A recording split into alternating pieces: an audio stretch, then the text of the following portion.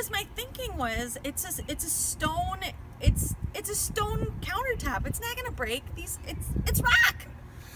Remember those words. She was thinking it's not gonna break. She said pound it harder. So I was pounding it, and snap, the brand new countertop, it snapped.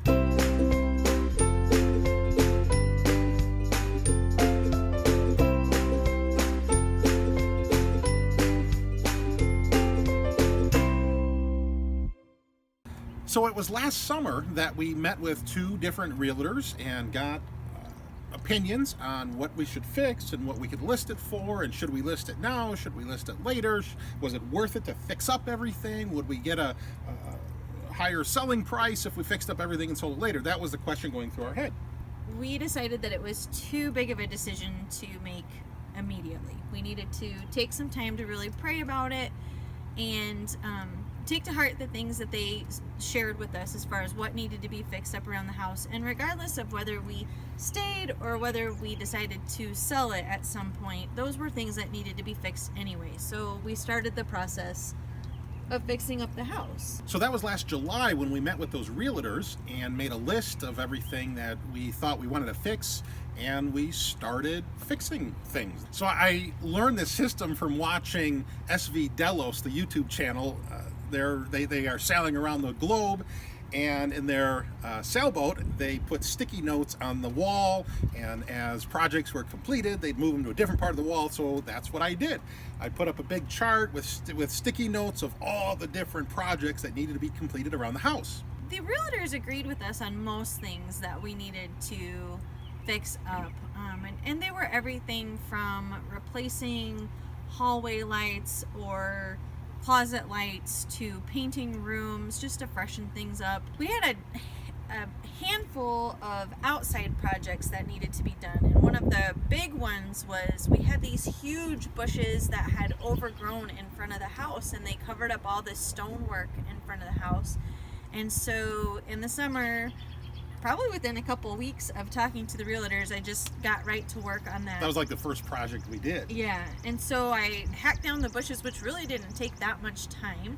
And then Joe and the kids helped to take a tow cable and wrap around the roots of the bushes and pull them out with the Yukon. Then we filled all that in and replaced it with hostas and daylilies, and that definitely made a huge improvement to the outside of the house. But beyond that, we had gutter work that needed to be done. We had fascia that needed to be replaced because some had blown off in the wind.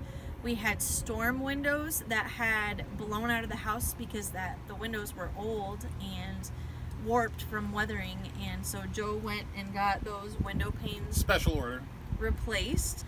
So everything that we read about projects that would bring the most return on investment for your house had to do with bathrooms and kitchens. So that's where we spent the most of our time and energy. We ended up ripping out all 3 bathroom countertops and faucets, replacing those. We replaced lighting in the bathrooms and plumbing in the bathrooms. We had to do some tile work around the backsplash just because of how the new countertops fit after the old ones had been ripped out. So every time there's a major repair project and you're working together as a couple, there's always going to be some mishaps. We were replacing the counter in the master bathroom, and the counter that we had purchased from the big box hardware store had to fit into a pretty tight space, and we measured it, and I actually had to chip away some of the drywall so it would fit, but I don't think I had chipped away enough drywall, and so I was on one end and we were trying to lower the counter in, and I was pounding on it gently, and Trisha, what did you say? I said, you said, I think we better stop. And I said, no, it's gonna be fine, keep going, you're not gonna break it. I was afraid that the countertop was gonna snap as we were pounding it gently to get it level and get it down on the surface, and I was saying, no, I think we should stop. And again, just to repeat, Trisha was the one who said, this isn't gonna break, keep pounding it, go for it, it's fine. Because my thinking was, it's a stone countertop, it's not gonna break, it's rock. Remember those words. she was thinking it's not going to break. She said, pound it harder. So I was pounding it, and snap, the brand new countertop, it snapped. It broke. And here we are as a couple trying to do life deliberately, trying to work together as a couple, trying to get the house ready. So I had a choice. How was I going to respond to my beautiful bride as she was telling me to pound it harder? And what did I do? He was wonderful. He was Wait, quiet. what was that? say that again. I didn't hear that. Say that again. What was I? Hey, he was wonderful. Wonderful. I was wonderful. Keep going there. No, he was quiet, as any self-controlled person would be, and I understood that he was upset, but there was no explosion, there was no loss of temper, there were no harsh words, and there was a long pause. I think we both just stood there staring at this beautiful countertop of stone we had just snapped. Yeah, because I was trying to wrap my mind around how exactly did that just break. So after many, many long pregnant pauses, what did we do? Well, you ended up going back that night to get a new countertop, didn't you? Yeah, so I thought, well, we're going to have to eat the cost of this. We broke it. Yeah. And then overnight, I thought about it. And the next day, I thought, you know what? I'm going to just bring it back to the big box store, explain what happens. And if they say, you've got to eat this, you broke it, well, we're willing to accept that responsibility. Right. But the big box store was gracious enough to take it back and give us a new unbroken one. They did make me sign a waiver that Trisha was not allowed to touch it, though. No, just kidding. And then in the kitchen, we tore out the old, falling apart laminate countertops and replaced it with, what do we use, quartz? Quartz countertops. Quartz countertops. They were beautiful. And we don't know why we didn't do it earlier. Right. It was less expensive than what we anticipated. We should have done it so much sooner. Right. And then we put in a granite undermount sink in the kitchen and an oil rubbed bronze faucet, and it was beautiful. It turned out very nicely against the light colored cabinets that I had refinished years and years ago.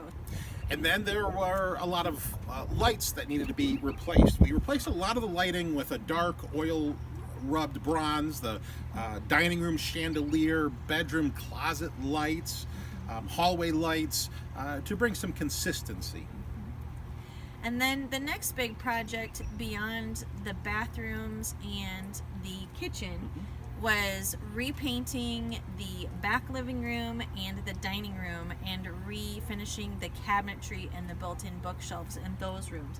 Those projects took a lot of time because it's sanding and priming and painting, and some of that you have to do multiple times even. So it was a big project, but it made a huge difference and definitely made the house look a lot better.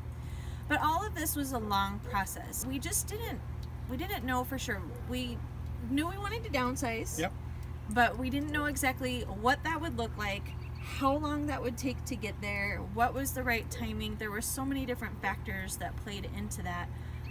We knew that things needed to be repaired, so we started to make a move in that direction, regardless of whether we stayed in the house or whether we would put it on the market and sell. But all of this was covered in prayer. We started to get to work, but we really just had to wait on the Lord's timing to guide us and let us know, is it the right time to put the house on the market, or should we not even do it at all? And so we had to wait on Him to really make our path clear. So that's the process that we went through to deliberately take steps to get our house ready to sell. We did not know when we were going to sell. We did not know, was this going to make a profit? We did not know if our time or money investment was going to bring a return, but we started to take steps. And hearing that about our journey, I would ask you to consider the same thing about your journey. What are the steps that you need to take to start doing life deliberately? Is there a big change that needs to happen? Maybe it's selling a house. Maybe it's a new job. Maybe it's a career change. Maybe it's going back to college to get a degree. if there's a big step in your life that you're thinking about, break it down to little parts and think about what are the steps we need to do. That's what we did in getting the house ready to sell. Break it down, make a list, have manageable sections, and then attack it one step at a time. That's what we did. Have you prayed about it? That is so important. And I have a confidence now that even though this is kind of a crazy change that we're making and a lot of people would never even entertain that idea, we definitely have a sense that God strongly led us in this direction, that through prayer, specific prayers that He answered, that this is what He has called us to do at this point in our lives. So pray about it. Ask God to give you clear direction, to open doors and shut doors where He's leading you to go, and wait on Him and His timing.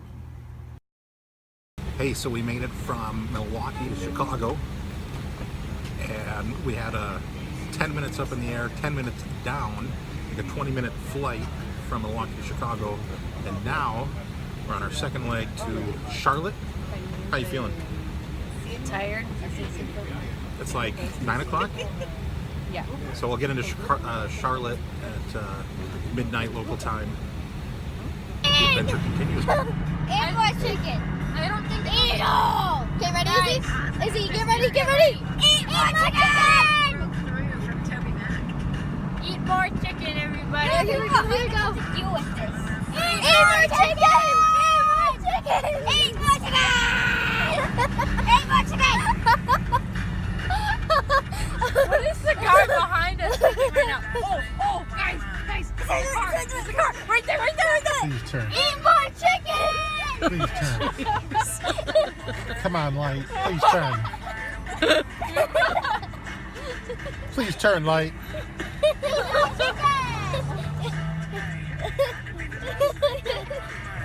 Is Sarah hiding? Oh, now you're embarrassed. Now you're embarrassed from the neighbor next to us in the other lane. Eat more chicken.